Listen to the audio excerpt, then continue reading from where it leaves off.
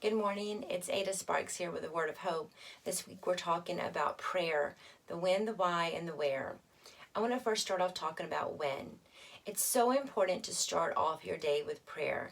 Now, for me, I told you I started getting serious about prayer a few years ago, and I'm not a morning person, but I started getting up a few hours earlier, and it was simply so that I could start my morning in prayer.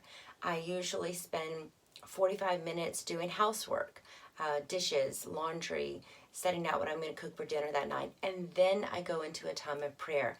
That's so that I'm fully awake. I don't want to enter my time with the Lord being half asleep.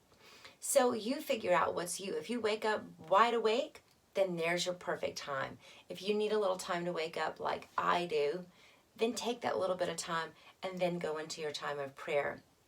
But it's so important that we start that morning in prayer. So often I hear people say, well, I just haven't had time, or I plan on doing it at the end of the day. We all know what that looks like. By the end of the day, we're exhausted. Our brains are completely fried. Our families are demanding. Our children need help with homework. The house didn't quite get everything done in it. We don't have anything left to give. That's why we pull our alarm clocks back a little bit, and now we have that sacrifice of time, and the Lord honors that sacrifice.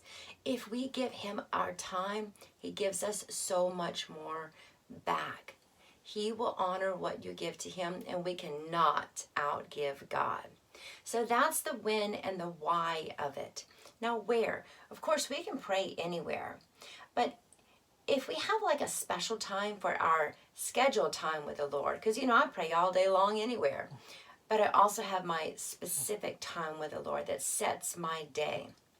And the reason I do that is I want to cover everything that's going to happen to me that day. Lord, order my steps. Lord, protect my mind. Lord, guard my heart. Lord, let everything that comes out of my mind edify others, edify you. Lord, protect anything that would come out of me that does not glorify you.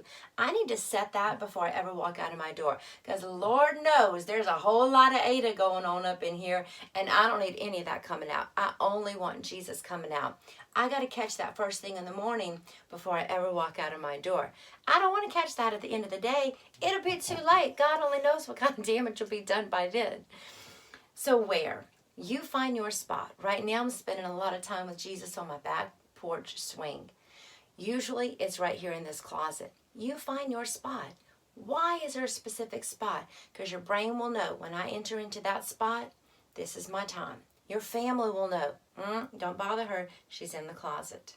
All right? You have that spot. In that spot, have your Bible, your notebook, your Kleenex, your cup of coffee, whatever it is, everything you need to minimize distractions.